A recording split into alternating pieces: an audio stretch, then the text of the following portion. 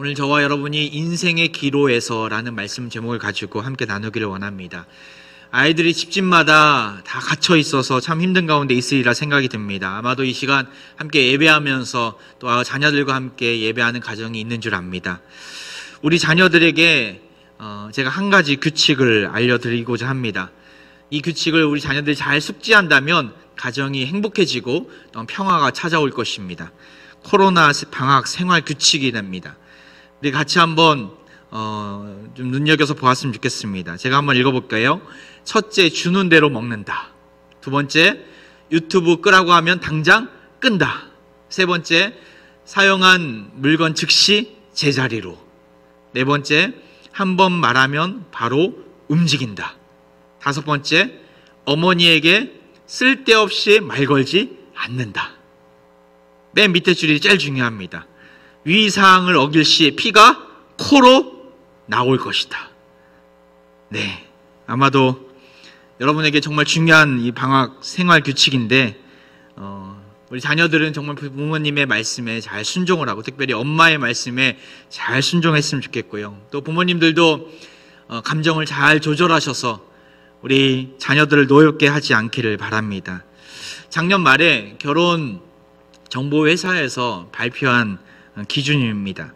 이상적인 배우자의 모습을 이야기해 보라고 했더니만 다음과 같은 통계가 나왔습니다. 2019년 이상적 배우자의 모습.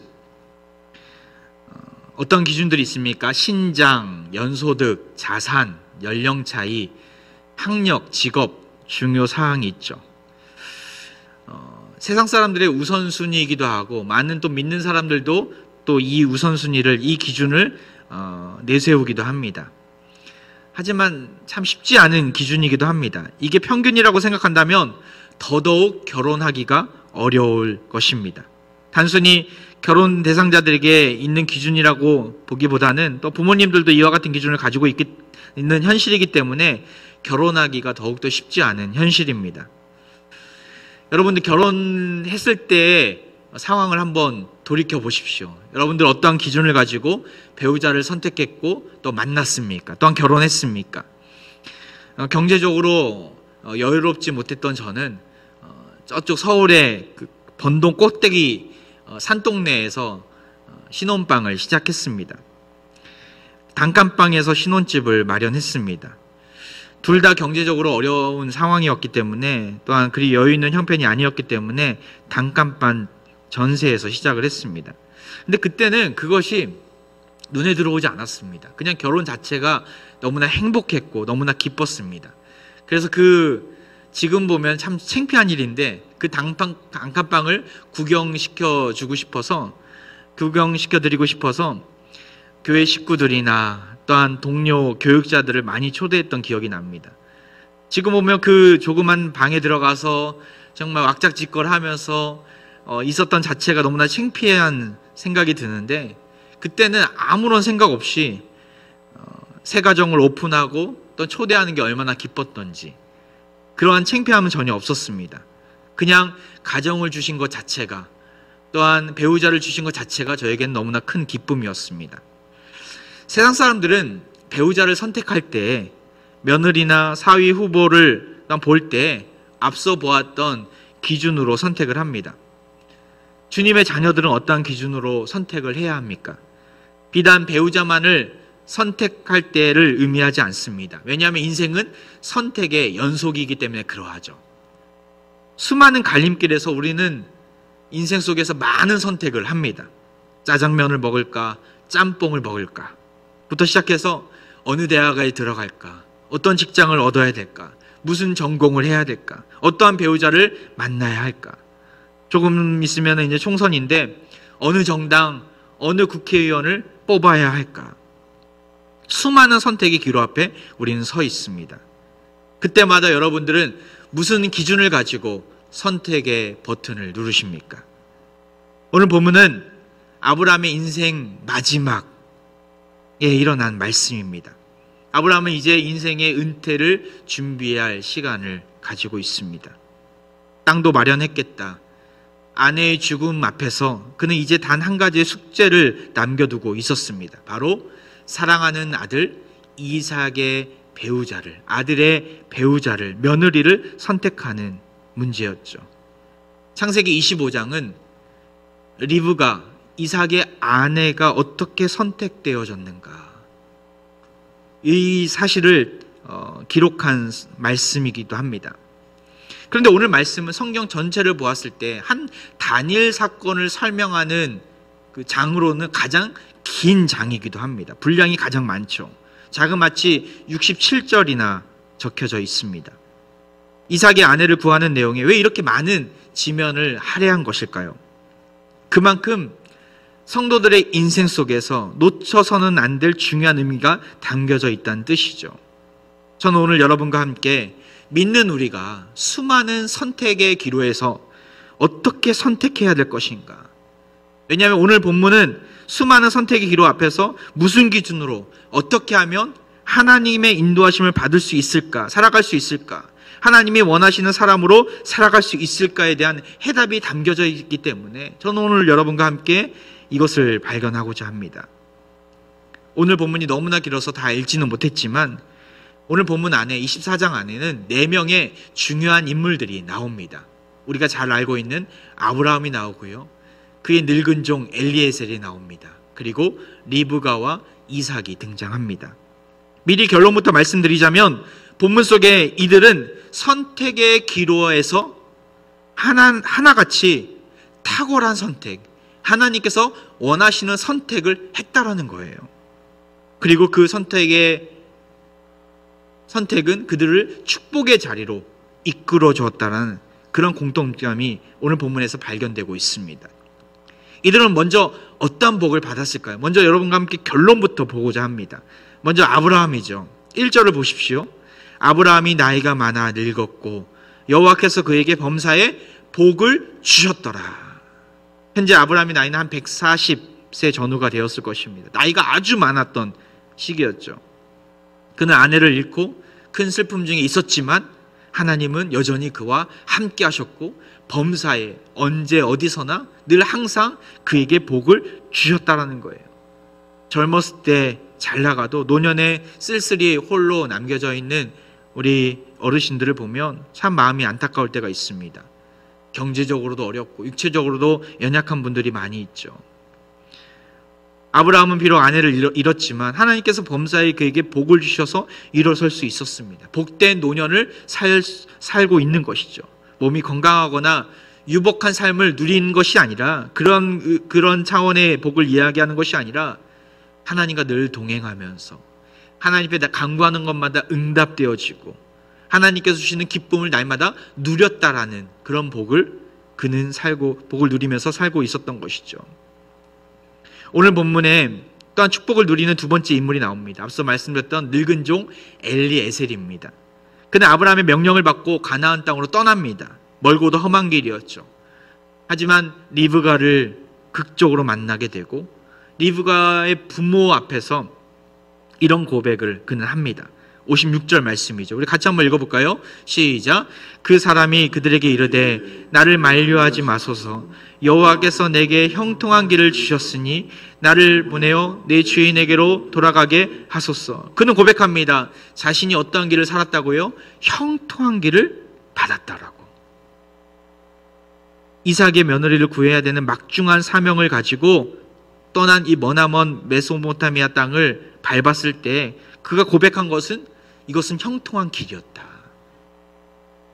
이 늙은 종의 선택은 그를 형통한 길로 인도해줬다는 것이죠. 세 번째 인물 리브가는 어떠한 복을 먹게 됩니까? 22절 말씀입니다. 낙타가 마시기를 다하매 그가 반세겔 무게의 금 코걸이 한 개와 13겔 무게의 금 손목걸이 한 쌍을 그에게 주며. 여기서 앞서 얘기했던 그는 엘리에셀입니다. 또 뒤에 나오는 그는 그녀 리브가입니다. 엘리에셀 아브라함의 종으로부터 그는 큰 선물을 받게 됩니다. 단순히 이런 금은 보화를 받은 것뿐만 아니라 나중에 남편 이삭을 만나게 되죠. 엘리에셀을 만나서 그를 환대하면서 지혜롭게 선택하니까 큰 선물도 받게 되고 결국에는 믿음의 아들, 이 언약의 아들 남편 이삭을 얻게 되는 인물이 바로 리브가였습니다. 축복을 받은 것이죠. 마지막 복을 얻은 인물이 있습니다. 바로 67절에 나오는 이삭입니다. 같이 한번 읽어볼까요? 시작.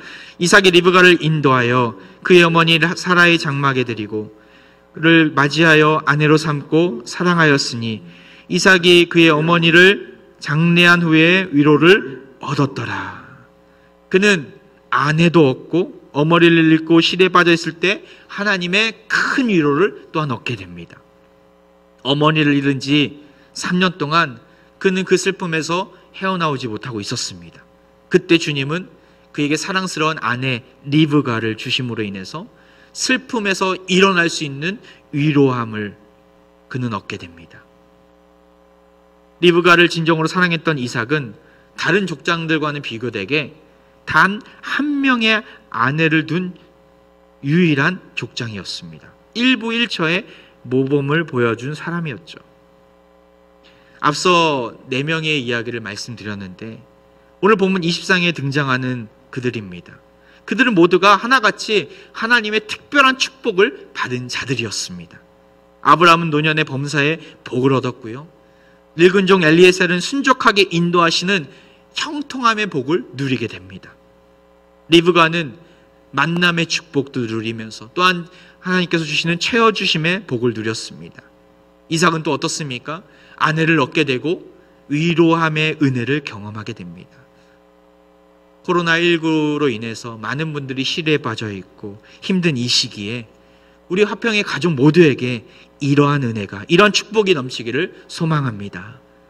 그런데 이 사람들이 어떻게 이 복을 누렸는가? 비밀이 있습니다. 우리가 오늘 본문에서 발견할 수 있는 한 가지 비결이 있습니다.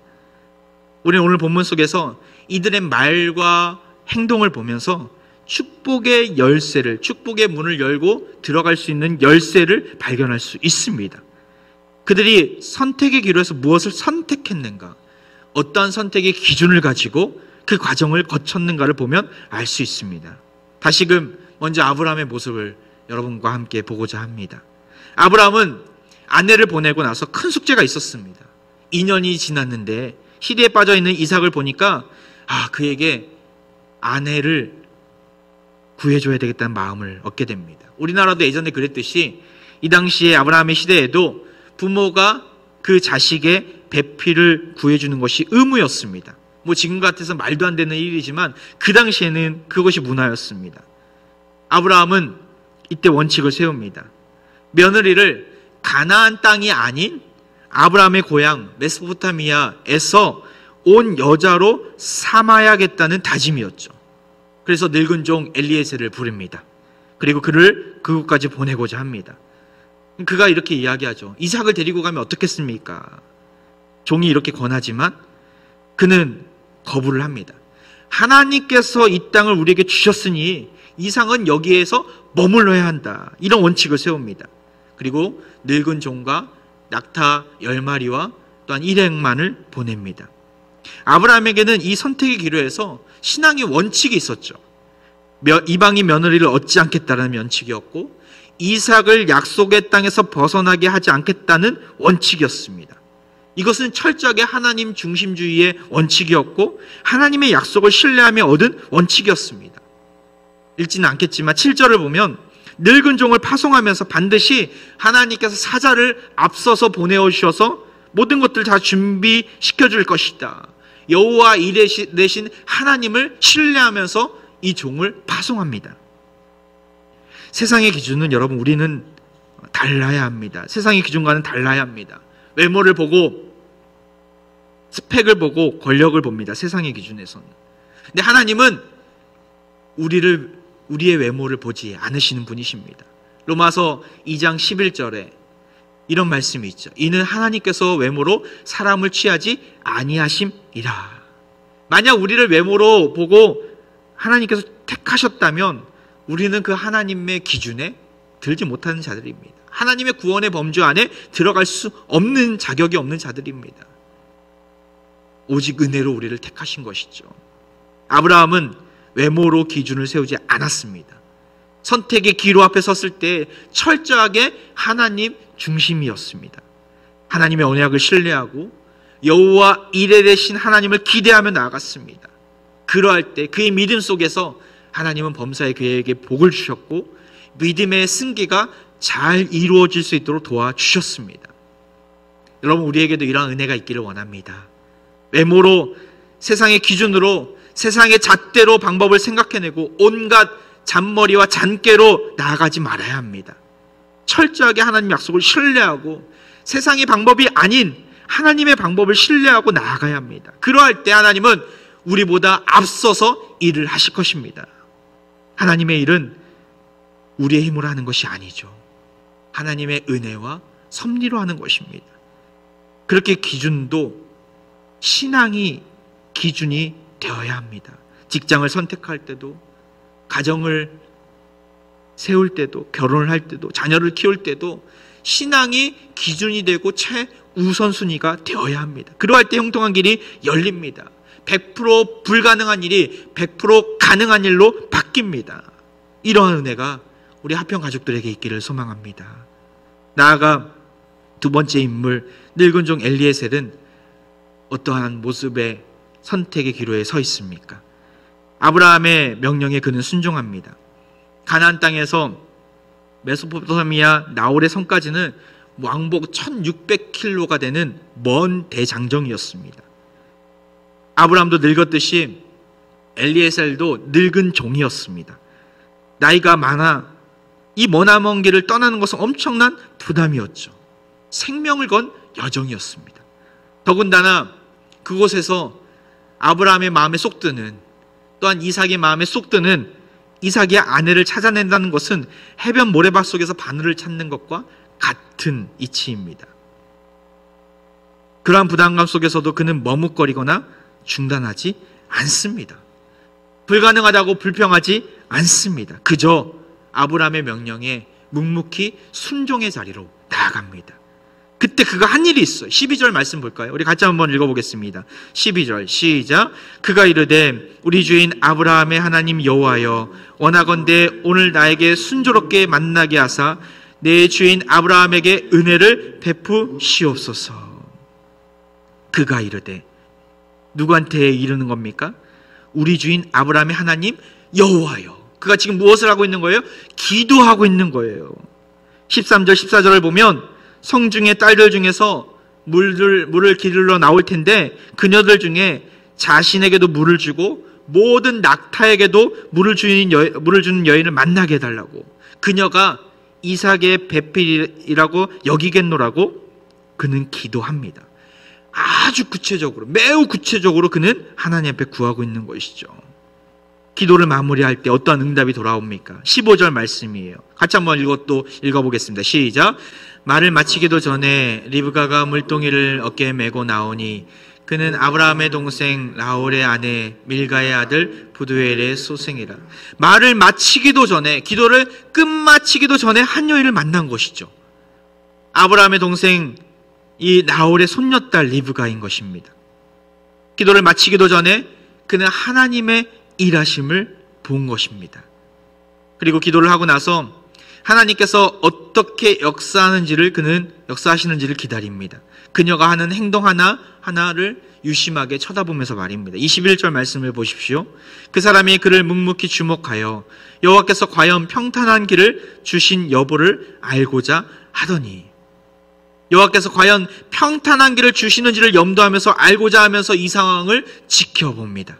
구체적으로 기도하고 하나님께서 어떻게 역사하시는지를 예민하게 지켜보면서 일이 진행되는 내내 계속해서 하나님의 뜻을 물으며 나아갔다는 것입니다. 결국 그는 리브가가 하나님이 점주해 주신 이삭의 아내임을 확신하게 됩니다. 아브라함의 종은 철저하게 하나님의 뜻하심을 분별하면서 기도하면서 이 위대한 사명을 이루고 있는 것이죠. 기도에 열심히 있는 우리가 흔히 범하는 실수가 무엇인지 아십니까? 바로 구체적으로 기도 안 하는 것입니다. 나아가서 기도하고 나서 기도한 것을 잊어버린다는 것입니다. 하나님께 도와달라고 하면서도 구체적으로 뭘 도와달라고 하는지를 우리는 기도하지 않습니다. 또한 구체적으로 기도하면서도 하나님 앞에 맡기지 않습니다. 그리고 가장 선한 길이 어떠한 길인지 하나님 앞에 구하지 않습니다. 기도가 어떻게 응답되어지는지를 민감하게 여러분 바라봐야 합니다. 기도한 것 자체를 잊어버리기에 하나님께서 놀랍게 응답해 주시는 대로 우리는 감사를 하지 않습니다. 말씀을 준비하면서 기도의 자리는 잘 채우지만 기도가 어떻게 응답되었는가 잊어버린 채 그러한 모습 가운데 머물러 있는 제 모습을 보게 됩니다. 정말 많이 응답을 주시는데도 감사하지 못하고 눈앞에 보이는 그 어려움으로 인해서 하나님의 불평과 불만으로 나아갈 때가 많이 있죠. 여러분, 하나님은요, 우리가 기도하는 것마다 가장 선한 길로 응답해 주십니다. 우리의 신음까지도 응답해 주십니다. 나보다 더 잘 나를 아시는 분이기에 가장 적절한 때 가장 최상의 방법으로 우리에게 응답해 주십니다. 하나님을 신뢰하십시오. 여호와 하나님께서 평탄한 길을 주실 것을 기대하십시오. 우리가 기도하면서 아멘하고 끝마치기도 전에 하나님께서는 먼저 일을 하십니다. 요즘 성도 한 분 한 분을 보면서 가정교회 재편성을 하고 있습니다. 거의 마무리가 되었는데요. 작년 말에 우리 교회에서 정말 열심으로 봉사하시다가 부서 교사로 사역하시다가 말도 없이 떠난 분이 계셔갖고 너무나 최근에 이 가정교회 재편성을 하면서 그분을 발견하게 되고 너무나 아쉬웠습니다. 그래서 거기서 포기하지 않고 기도하면서 정말 담당 교육자에게 한번 연락해 보라고, 신앙생활은 제대로 하고 계신지. 아니나 다를까 교회를 정하지 못하고 방황하고 계시더라고요. 다시금 건면하고 예배가 정상화가 되면 우리 교회에 열심히 신앙생활을 하시기로 결단하셨다고 그런 이야기를 들었습니다. 너무 감사하더라고요. 그분을 보면서 안타까워하면서 기도했었는데 하나님께서 그분에게 찾아와 주시고 또 응답해 주시는 은혜를 주시더라고요. 하나님의 때가 있습니다. 우리가 기도도 하기 전에 하나님은 미리 해결책을 준비해 두고 계십니다. 우리가 어떻게 반응한지를 보고 계십니다. 기도하는지 아니면 그냥 머물러 있는지. 기도하면 길이 열립니다. 기도를 마치기도 전에 응답되어질 것입니다. 지금은 기도해야 할 때입니다. 코로나19로 인해서 직장에 다니는 분들이든 또한 사업을 운영하는 분들이거든 모든 가정들이 너무나 힘든 시기를 보내고 있습니다. 여러분, 이러할 때 주님 앞에 매달려야 합니다. 주님 앞에 기도의 자리로 나와야 합니다. 주님은 앞서 행하시며 우리의 삶을 책임져 주실 것입니다. 세 번째 주인공 이 리브가는 우물가에서 엘리에셀을 만납니다. 지나가는 나그네에게 물을 주는 일은 너무나 쉬운 일입니다. 하지만 가축인 낙타까지 물을 먹이는 일은 어려운 일입니다. 근데 그것도 낙타가 한 마리가 아니라 성경에 보면, 오늘 성경에 보면 10마리라고 나와 있습니다. 당시 우물은 우리가 생각하는 그런 우물이 아닙니다. 바가지로 물을 퍼올리는 방식이 아닙니다. 저수지 오아시스로 내려가서 물을 물동이에 떠서 어깨에 메어가지고 올라오는 방식입니다. 보통 인내심을 가지고 하기란 너무나 어렵습니다. 한 마리씩 한 번이라고 한다면 10번을 오르락 내리락 하면서 물을 먹였겠죠. 나그네를 환대하면서 이 정도의 수고를 하는 사람은 극히 드뭅니다. 하지만 리브가는 환대의 모범을, 또한 환대의 극치를 보여주었습니다. 그녀는 지혜로운 여인이었죠. 아브라함의 종은 자신의 기도가 리브가를 통해서 이루어졌다면서 이 간증을 리브가의 아버지와 오라버니에게 이렇게 이야기합니다. 50절 말씀이죠. 라반과 부두엘이 대답하여 이르되 이 일이 여호와께로 말미암았으니 우리는 가부를 말할 수 없노라. 그 아브라함의 종이 이야기를 듣고 라반과 부두엘, 이 리브가의 아버지와 오라버니는 이렇게 고백하는 것입니다. 이 일이 여호와께로 말미암았다. 하나님께서 하신 일이라고 그들은 고백합니다. 하지만 더 있다가 가기를 원했습니다. 메소포타미아 문명에서 전통 혼례의 기간을 채우려 했던 것이죠. 하지만 아브라함의 종은 하루가 아쉬웠습니다. 그래서 리브가를 부릅니다. 그에게 결정권을 줍니다. 지금 가겠느냐고 물어봅니다. 이 선택의 기로에서 리브가는 어떠한 선택권을 붙잡습니까? 58절 말씀이죠. 리브가를 불러 그에게 이르되 네가 이 사람과 함께 가려느냐? 그가 대답하되 가겠나이다. 가겠나이다. 짧고 간결하면서도 단호한 대답이죠. 가겠나이다. 그녀의 이 대답은 그녀의 결연한 의지가 담겨져 있는 대답이었죠. 16, 17살 나이에 부모를 떠나면서 머나먼 낯선 땅 가나안 땅으로 가는 것은 쉽지 않은 일입니다. 하지만 리브가는 마치 아브라함이 갈대아 우르를 떠나서 약속을 믿고, 하나님의 약속을 믿고 가나안 땅에 들어갔듯이 아브라함이 간 그 길을 리브가는 하나님을 바라보고 들어간 것이죠. 하나님께서 하신 일임을 그도 고백하면서 하나님께서 주도하신다는 확신을 가지고 그 낯선 땅으로 나아갑니다. 이런 모습은 하나님이 인도하시면 내가 어디든 가겠습니다라는 믿음의 증거의 모습입니다. 결국 그녀는 사라의 뒤를 이어서 천만인의 어미로서 아브라함의 믿음의 계보를 잇는 여인이 됩니다. 믿음의 길은 사실 단순합니다. 복잡하게 이것저것 따지다 보면 머리만 아플 뿐입니다. 이것도 못하고 저것도 못합니다. 하나님의 뜻이라면 결단력 있는 담대함이 필요합니다. 세상의 방식이 아니기에 세상 사람들은 이해하지 못합니다. 제가 신학대학을 들어갈 때 이해하지 못하는 분들이 있었습니다. 아니, 집에 돈도 없고 여러 가지 어려움 가운데 있는데 아버지도 없이 어떻게 대학에 갈 수 있냐는 거예요. 지금 가서 그냥 고등학교 졸업해서 직장을 얻고 돈을 벌라는 거예요. 하지만 주의 종 목회자의 길은 반드시 하나님께서 책임져 주시리라 그 믿음 가지고 대학에 들어갔습니다. 감사한 것은 휴학도 한 번도 하지 않고 졸업해서 군대에 갈 수가 있었어요.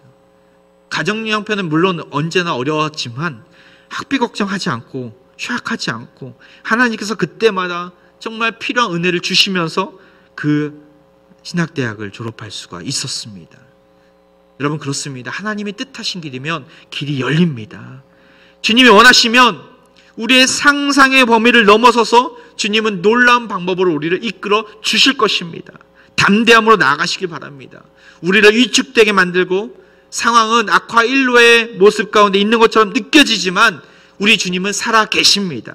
우리가 흔들림 없이 나간다면, 믿음으로 그인 여정을 향해 발걸음을 내딛는다면 그때부터 주님은 일하실 것입니다.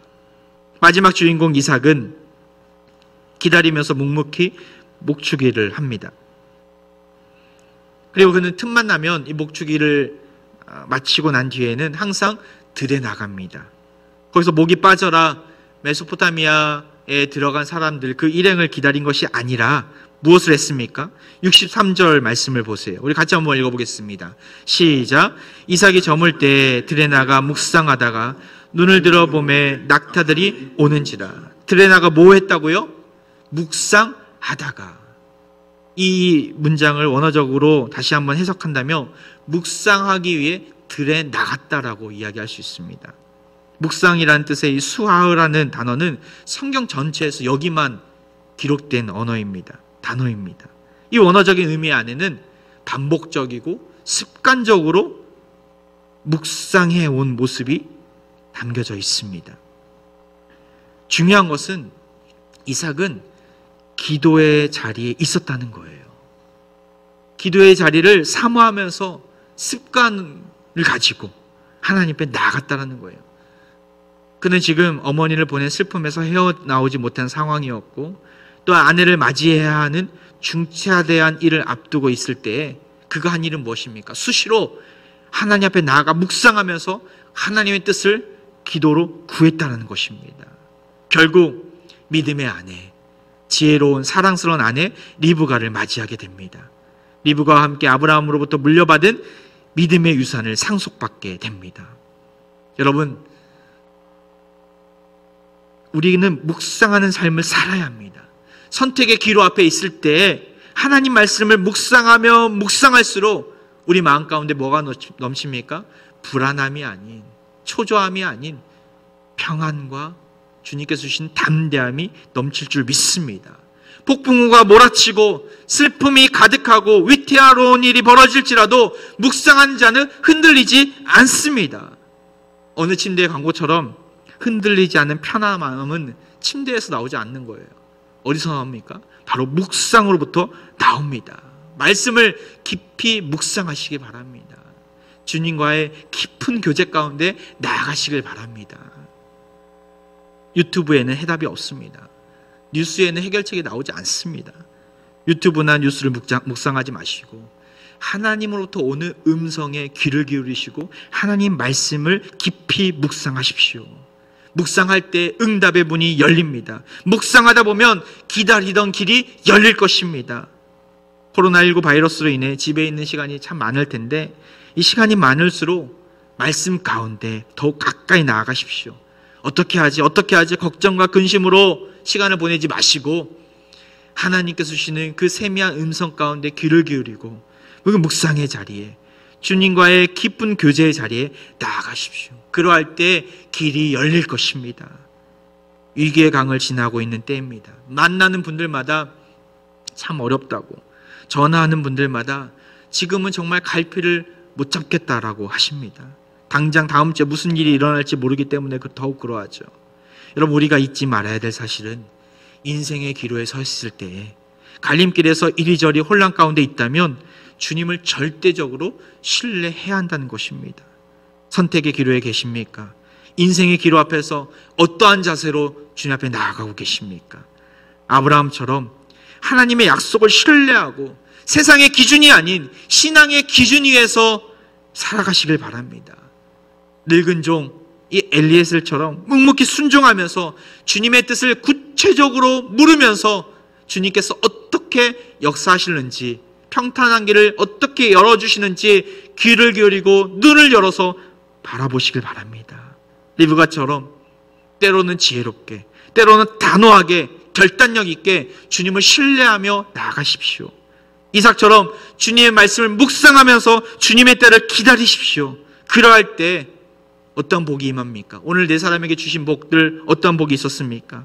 범사의 형통함의 복이 있고요, 만남의 축복을 주시고요, 위기의 강이 눈앞에 있더라도 하나님께서 함께 하시기에 그 모든 것들을 책임져 주시는 복이 임하게 될 것입니다.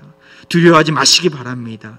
믿음을 가지고 신실한 모습으로 담대하게 걷다 보면 우리보다 앞서가셔서 광야의 길을 만드시고 사막의 강을 내시는 하나님을 만날 것입니다. 이 믿음 가지고 오늘도 주신 사명을 향해 신실한 모습으로 믿음의 길을 걸어가시는 우리 화평의 가족들 되기를 주의 이름으로 축원드립니다.